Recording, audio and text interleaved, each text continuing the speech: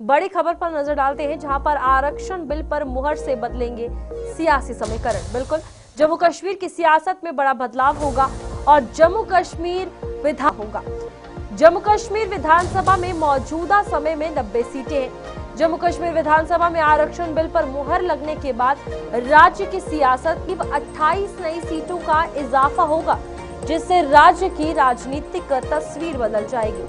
वर्तमान में जम्मू कश्मीर विधानसभा में 90 सीटें हैं और नए आरक्षण बिल के प्रभाव से ये संख्या बढ़कर 118 हो जाएगी। इस बदलाव से महिलाओं को भी आरक्षण का लाभ मिलेगा।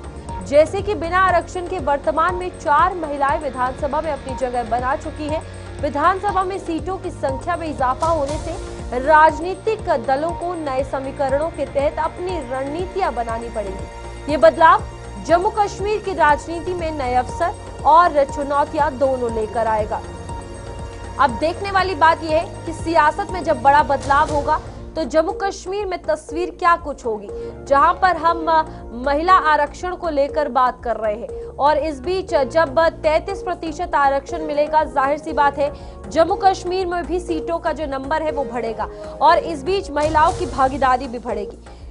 और अब किस तरीके से तमाम पॉलिटिकल पार्टीज अपनी चुनावी रणनीतियों को या फिर पार्टी की रणनीतियों को बदलती है महिलाओं के आने के बाद, ये देखने वाली बात होगी। फिलहाल आरक्षण बिल पर मुहर से जो है वो सियासी समीकरण पूरे बदलेंगे।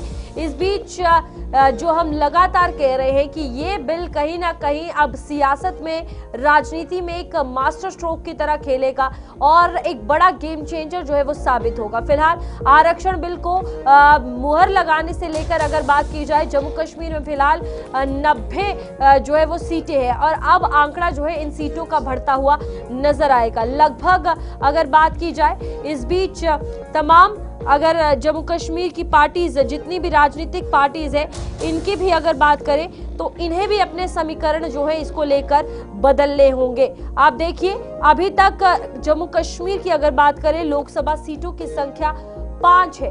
अब आगे अगर ये सीटें बढ़ती है तो 7 या 8 जो है वो नंबर हो जाएगा। इस बीच साथ ही साथ 28 नई सीटें जो है वो 33% आरक्षण मिलने के बाद जम्मू कश्मीर में बढ़ेंगी और 90 के साथ साथ 28 और सीटें बढ़ेंगी तो 118 का आंकड़ा जो है वो होता हुआ नजर आएगा।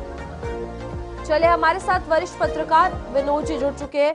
विनोद जी, सबसे पहले रिजर्वेशन बिल को लेकर अगर बात करें, तमाम सवाल यही है कि पावर बैलेंस कैसे होगा। जो हम बात कर रहे हैं कि 28 सीटें और ऐड होंगी, 90 ऑलरेडी है, 118 की संख्या बनेगी।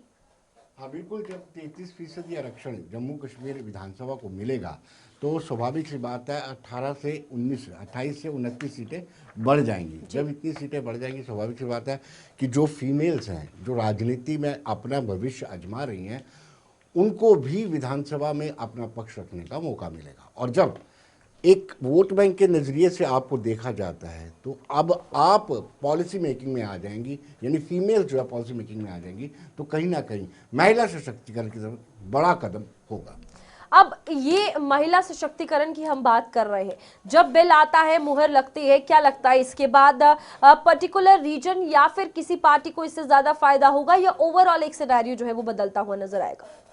जो पार्टी पहले से ही इस बात को लेकर के तैयार होगी, बिल्कुल, यानी कुछ पॉलिटिकल पार्टीज पहले से ही तैयार हैं कि 33% आरक्षण होता है तो हमने अपनी पार्टी में जो महिलाएं हैं उसको किस तरीके से तैयार करना है, उसमें मुझे लगता है कि भारतीय जनता पार्टी अव्वल है। लेकिन हमारा जम्मू कश्मीर जो है मुस्लिम बहुल एरिया है और इसमें अगर 33% आरक्षण फीमेल्स को मिलता है, मुझे लगता है कि ज़्यादा एक्सपोजर फीमेल्स को मिलेगा। अब 90 से 118 जो है वो सीटें हो जाएंगी और इस बीच हम जो बात कर रहे हैं कि जो पार्टीज यहाँ पर है उनको चुनौतियां, अपनी रणनीतियां बदलनी पड़ेंगी। यहाँ पर मेजरली किसे ज्यादा अफेक्ट होता हुआ नजर आएगा इस बिल के आने के बाद, क्योंकि विरोध तो विपक्ष भी कर ही रहा है कहीं ना कहीं।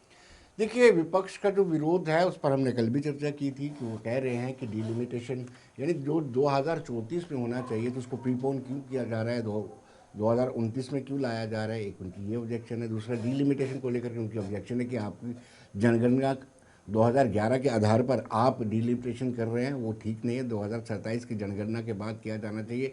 लेकिन केंद्र सरकार का कहना है कि 2027 की जनगणना का अगर आधार पर किया जाता है तो 2029 में हम 33% आरक्षण हम लागू नहीं कर सकते।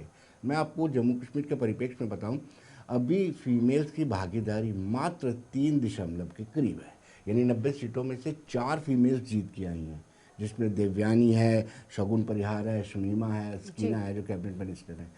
तो आप 90 में से मात्र 4 होंगे।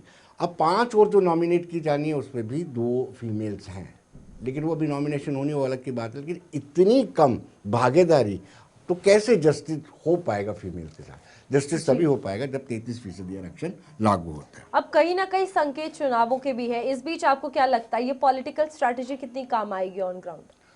डेफिनेटली ये जो चुनाव अभी इस वक्त चलते हैं, यानी अगर निकाय चुनाव की बात करें या फिर बीडीसी डीडीसी की बात करें, तो यहाँ पर ऑलरेडी रिजर्वेशन है, फीमेल्स को रिजर्वेशन है, इसमें इसका कोई इम्पैक्ट नहीं पड़ेगा। इम्पैक्ट पड़ेगा जब 16, 17, 18 को जो बिल पेश किया जाएगा और उस बिल में क्या क्या क्लाजेज रहती हैं, किस तरीके से फीमेल्स को आगे बढ़ने का मौका मिलता है। जब बिल पेश होगा तब सारी चीज़ें और सारी पिक्चर क्लियर हो पाएगी। विनोद जी, कहीं ना कहीं पार्टीज को लेकर अगर बात करें, चेहरा वो चुना जाता है जहां पर जीत की कहीं ना कहीं एक मेजॉरिटी वो प्रायोरिटी रहती है कि अगर ये चेहरा जाएगा तो जीत जरूर होगी। इस बीच अब पार्टीज कितनी ज्यादा सीरियस होंगी इन महिलाओं के चेहरों को लेकर, क्योंकि कहीं ना कहीं अब 118 है तो आंकड़ा बढ़ेगा और उन चेहरों पर दावपेच लगाना ये भी बहुत बड़ी बात है।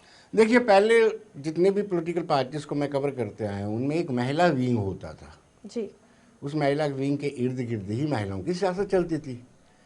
अब जब इनको पता है कि ये 33% आरक्षण है, अब ये डिसीजन मेकिंग में बनेंगे, तो उसके बाद जितनी भी पॉलिटिकल पार्टीज होंगी पेरेंट्स बॉडी में भी इन महिलाओं को लेंगी, यानी उनको डिस्ट्रिक्ट प्रेसिडेंट बनाएंगी, उनको जनरल सेक्रेटरी वाइस प्रेसिडेंट बनाएंगे, तो उससे इनकी सक्रियता और बढ़ जाएगी।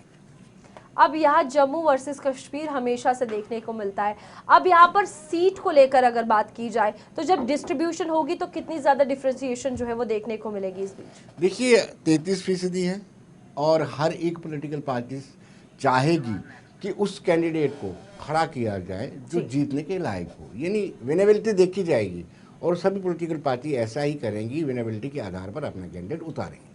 ठीक है विनोद जी, बहुत बहुत शुक्रिया आपका जानकारी देने के लिए। और अब यहाँ पर 33% आरक्षण जिसको लेकर लगातार बात हो रही है और महिला शक्ति वंदन अधिनियम को लेकर भी लगातार अब ये है कि महिलाओं की भागीदारी, महिलाओं का सशक्तिकरण किस तरीके से आगे बढ़ेगा, रोल क्या कुछ रहेगा राजनीति में महिलाओं का।